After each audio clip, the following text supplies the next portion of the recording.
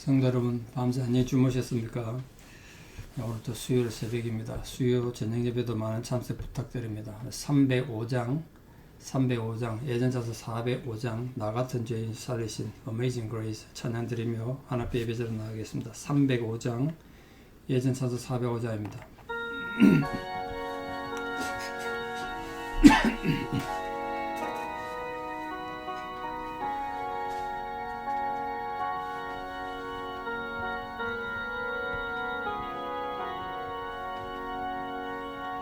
나 같은 죄인 살리신 주 은혜 놀라워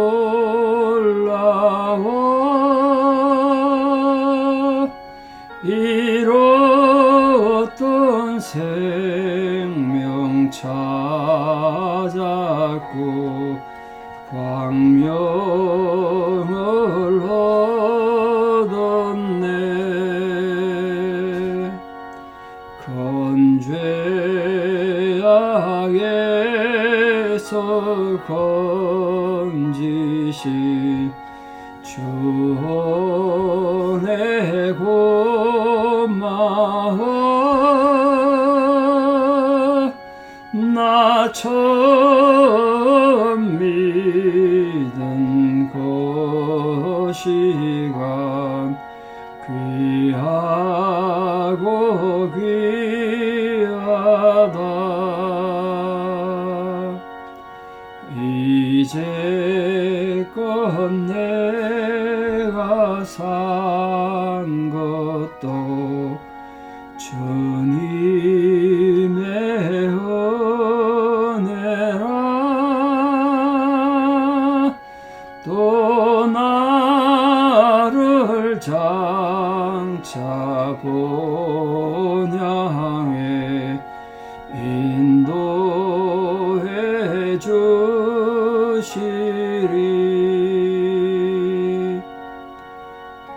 거기서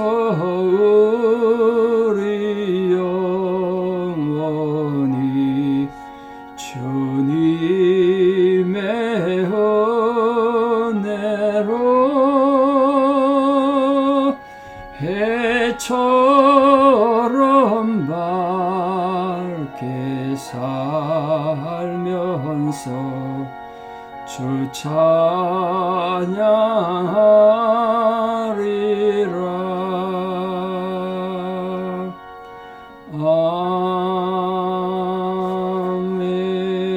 아멘. 신앙 고백 드리겠습니다. 나는 전능하신 아버지 하나님 천지의 창조주를 믿습니다. 나는 그의 유일하신 아들 우리 주 예수 그리스도를 믿습니다. 그는 성령으로 잉태되어 동정녀 마리아에게서 나시고 본디오 빌라도에게 고난을 받아 십자가에 못 박혀 죽으시고 장사된 지 사흘 만에 죽은 자 가운데서 다시 살아나셨으며 하늘에 오르시어 전능하신 아버지 하나님 우편에 앉아 계시다가 거기로부터 살아있는 자와 죽은 자를 심판하러 오십니다. 나는 성령을 믿으며 거룩한 공교회와 성도의 교제와 죄를 용서받는 것과 몸의 부활과 영생을 믿습니다. 아멘. 2023년 5월 24일 수요일 새벽 하나님 주신 말씀 로마서 15장 22절에서 28절입니다. 로마서 15장 22절에서 28절입니다. 로마서 15장 22절 봉독에 올립니다. 그러므로 또한 내가 너에게 가리하던 것이 여러 번 막혔더니 이제는 이 지방에 일할 곳이 없고 또 여러 해 전부터 언제든지 스바나로 갈 때에 너희에게 가기를 바라고 있었으니 이는 지나가는 길에 너희를 보고 먼저 너희와 사귐으로 얼마간 기쁨을 가진 후에 너희가 거리로 보내주기를 바람이라. 그러나 이제는 내가 성도를 섬기는 일로 예루살렘에 가노니 이는 마게도냐와 아가야 사람들이 예루살렘 성도 중 가난한 자들을 위하여 기쁘게 얼마를 연보하였습니다. 저희가 기뻐서 하였거니와 또한 저희는 그들에게 빚진 자니 만일 이방인들이 그들의 영적인 것을 나눠 가졌으면 육적인 것으로 그들을 섬기는 것이 마땅하니라. 그러므로 내가 이 일을 마치고 이 열매를 그들에게 확정한 후에 너희에게 들렀다가 스바나로 가리라. 아멘. 이 바울이 3차 전도 여행을 마친 후에 새롭게 계획했던 전도 여행은 로마로 가는 것이었고, 그 궁극적으로는 스바나, 지금 스페인으로 가는 것입니다. 스페인은 당시 역사관에서 이 지구의 정말 종점이다. 지구의 끝이라고 생각했던 것이죠. 대부분 그 당시 알려진 세계를 바울 입장에서는 거의 대부분 다 다녔고, 웬만한 지역에 교회가 다 세워졌기 때문에 바울 입장에서는 복음화를 상당히 시켰다고 볼 수 있죠. 그래서 더욱 로마를 가고 싶었고, 본문에 보면 로마를 가려고 여러 번 시도했는데 길이 막혔다, 그렇게 되어 있습니다. 스페인으로 가기 전에 먼저 예루살렘 교회에 방문해서 그 교회 가난한 유대인 성도들을 위해서 이방인 교회에서 구제 헌금을 모아준 게 있는데, 그걸 이제 전달하려고 한 겁니다. 여러분, 요즘처럼 온라인 송금할 수 있는 시스템도 없고, 옛날엔 돈을 직접 들고 가야 했다고요. 근데 그 돈이라는 게 지폐가 아니란 말이에요. 다 금 하나 동전입니다. 돈이 많으면 무게가 상당했을 거예요. 몇 가지 문제가 있죠. 일단 그 도둑의 위험이 있고요. 그 돈을 많이 들고 다니면 이거는 성경헌금이고 구제헌금이니까 훔쳐가면 안 되겠구나, 도둑이 그런 가리겠습니까? 그래서 바울의 이 구제헌금을 노리는 도둑들이 꽤 있었던 걸로 기록되어 있는데, 또 하나는 그 무거운 걸 들고 다니잖아요. 노새나 짐승에 태워서 들고 다녔겠지만, 근데 그런 짐승이 다닐 수 없는 길도 있고 한데, 그 무거운 거 생각해 보세요. 그 전부 쇠붙인데 돈이 그거 짊어지고 가려면 얼마나 힘들었을까요? 바울이 그걸 지금 하고 있는 겁니다. 어쨌든 예루살렘 교회를 지금 가야 되는데, 예루살렘 교회 가기 전에 지금 로마서를 쓴 거예요. 그거 지금 자신의 상황을 설명하는 겁니다. 내가 지금 예루살렘을 가야 되는데, 가는 목적은 이방인 교회가 구제헌금을 모아준대, 그걸 전달하러 가는 거다. 그리고 그런 다음에 내가 로마 교회를 격려해서 스페인으로 가기를 원한다. 스바나. 왜냐하면 로마 교회가 스페인을 복음화 시키려는 자기 전도 여행을 위해서 기도도 해주고, 그 선교 기지가 되어줄 걸 바라는 겁니다. 재정적인 도움을 베풀어 주는 거죠. 쉽게 그런데 로마교회 파송받아서 스페인으로 가고 싶다는 거예요. 그래서 우리는 이 바울의 선교 여행을 보면서 많은 생각을 하게 되는데, 요즘도 우리가 단기 선교 이래서 많이들 갑니다. 단기 선교가 장단점이 있습니다. 좋은 점도 있고, 가서 잘못 행동하면 마치 놀러 가는 것처럼 가서 해서 선교사님들 사역을 엄청나게 방해하는 그런 경우도 있고 있습니다. 그래서 굉장히 조심해야 되죠. 제가 지금 단기 선교를 우리 교회도 생각했다가 포기하고, 또 그쪽 지역에 쿠데타가 일어나서 못 가기도 하고 그런 경우가 있었습니다만, 어쨌든 그것도 제가 지금 혼자 다니는데, 제가 일단 가면 어쨌든 그들이 필요한 걸 일단 줄 수 있거든요. 제가 아직 목회 여러 가지 경험도 나눌 수 있고, 성경 공부도 시킬 수 있고, 설교도 할 수 있고, 또 그들의 상담도 해주고, 또 많은 선교사님들 만나면 고민을 정말 많이 얘기하세요. 여러 가지 다 말씀은 드릴 수 없습니다만, 그런 상담을 제 경험을 통해서, 또 제가 선교지 다녀보면서 느꼈던 것들을 격려도 하고 치료도 해주고, 그런 경우가 굉장히 많습니다. 저는 개인적으로 그걸 참 보람이라고 생각하는데, 힘들지만 또 선교사님들에게 필요한 재정적 지원도 해주고 도와주고 그런 걸 하죠.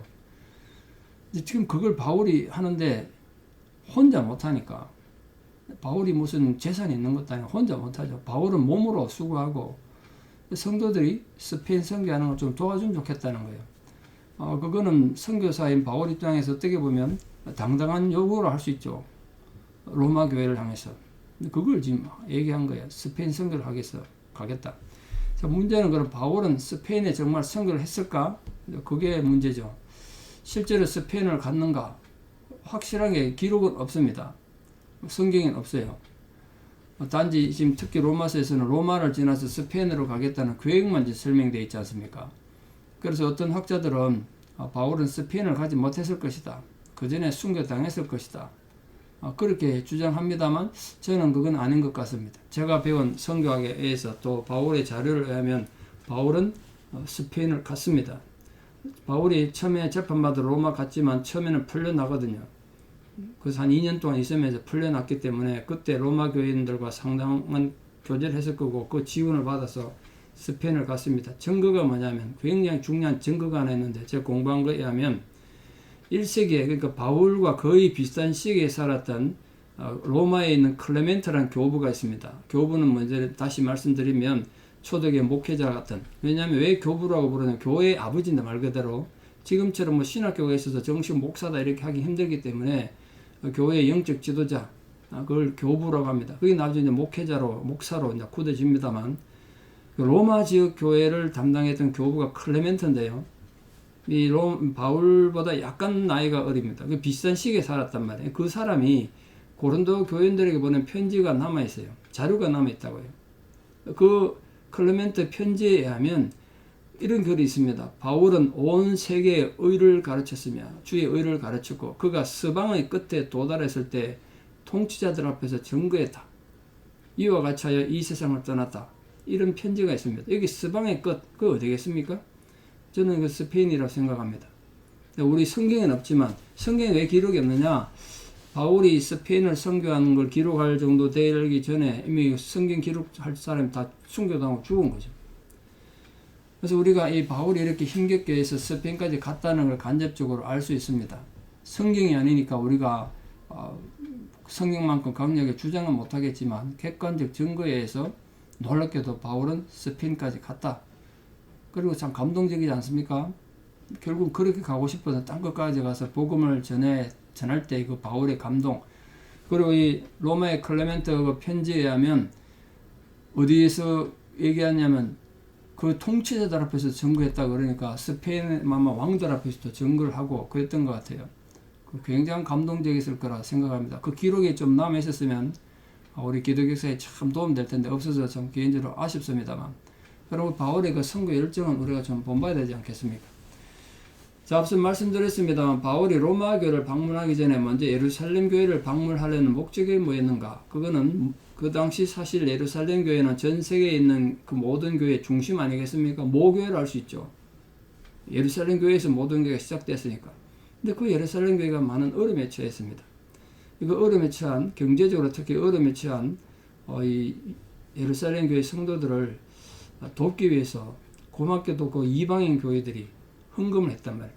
예를 들면 이런 겁니다. 우리가 지금 태국에 우리도 교회 지어놓고 있고 한데 가보지도 못하고 지금 이러고 있습니다만, 우리 세크라멘트 한인 장로회가 힘들어졌다고 태국에 우리가 개척하고 세운 그 교회에서 헌금을 모아서 보내왔다. 그럼 우리 받아들이면 얼마나 감동하겠어요. 그런 상황이에요.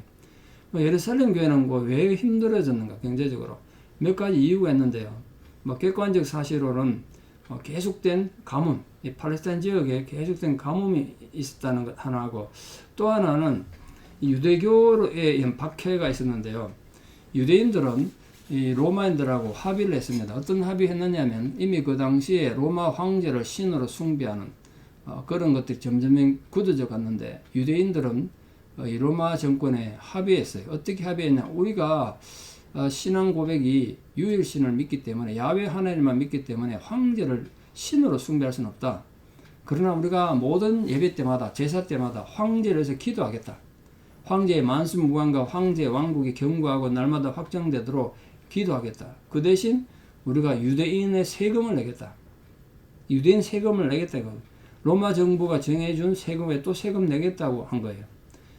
그래서 이 유대교는 로마 정부로부터 합법적으로 황제 숭배에서 좀 면제받고 군대도 가지 않는 그런 특권을 얻고, 로마 정권으로부터 이 사람은 유대인으로서 유대교에 충성하는 사람이다 정서를 받습니다. 그 정서를 받으면 예루살렘 장사도 할 수 있고 그랬단 말이에요.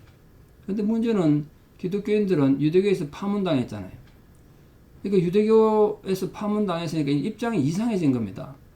로마 정부에서 처음에는 기독교를 그냥 유대교의 그냥 한 분파, 한 팝을 이렇게 생각했다가 나중에 보니까 이게 아니거든요. 그래서 박해도 시작되고, 이 기독교인 유대인들이 이제 군대도 가야 되고 장사도 못하고 막 이렇게 된 겁니다.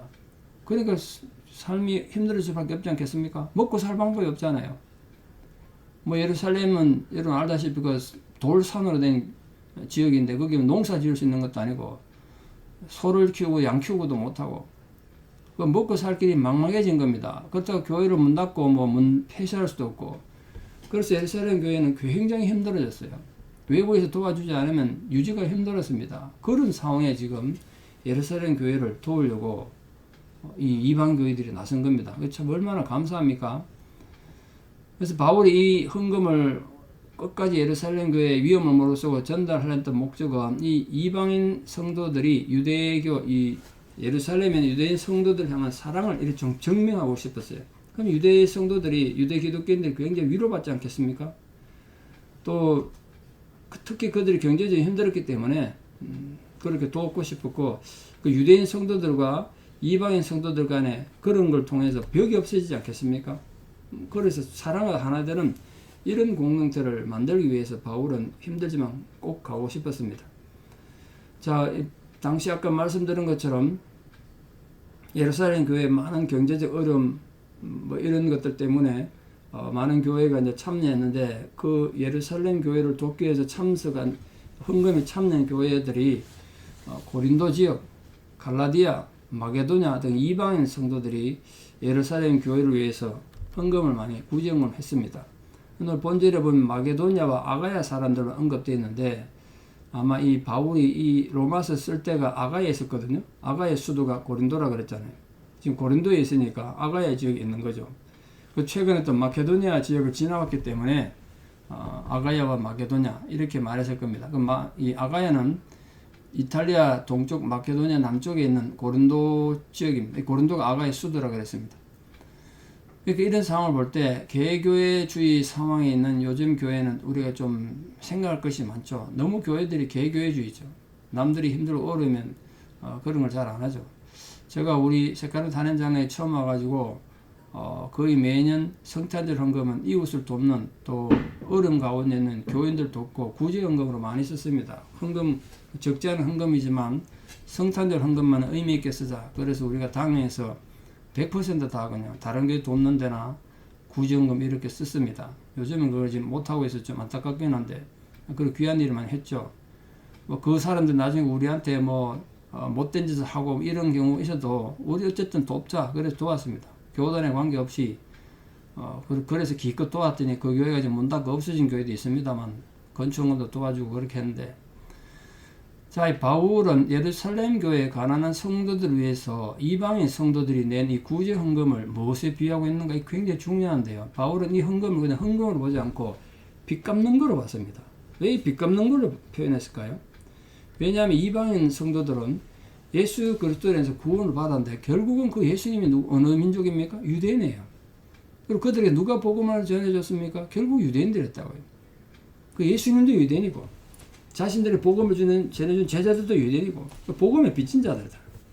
그래서 그 빚을 갚는 것이다.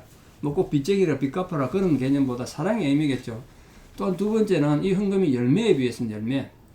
예루살렘 교회 입장에서 이방인에게 선교를 해야 되냐? 이방인에게 복음을 전해야 되냐? 이거 가지고 사도행전 15장에서 보면 심각하게 토론을 벌이고 논쟁을 벌이는데 많은 이 유대 기독교인들이 이방인에게 복음 전하면 안 된다고 생각했다고요.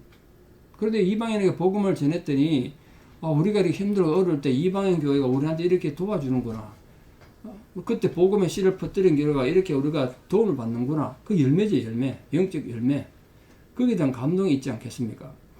그래서 바울 당시 유대 성도들을 통해서 구원의 소식을 받은 이방인 성도들이 유대인들에 대해서 복음의 빚진 자죠. 복음의 빚진 자. 그런 자세를 갖는다는 참 귀한 거 아니겠습니까? 그러니까 오늘 우리 모든 성도들도 그런 따지면 다 우리 복음의 빚진 자들 아니겠습니까? 하나님 사랑의 빚진 자들 아니겠습니까? 그래서 오늘도 주신 이 말씀처럼 바울이 보여준 성교의 귀한 사역을 통해서 어제 말씀드린 것처럼 우리가 직접 가서 선교를 못하더라도 선교를 보내는 선교. 여러분 선교지가 힘들고 어렵다.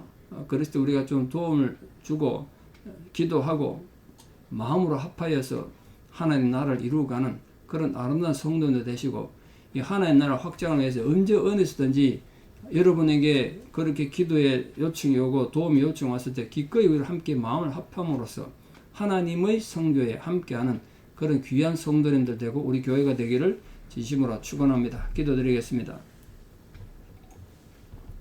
하나님의 은혜를 감사합니다.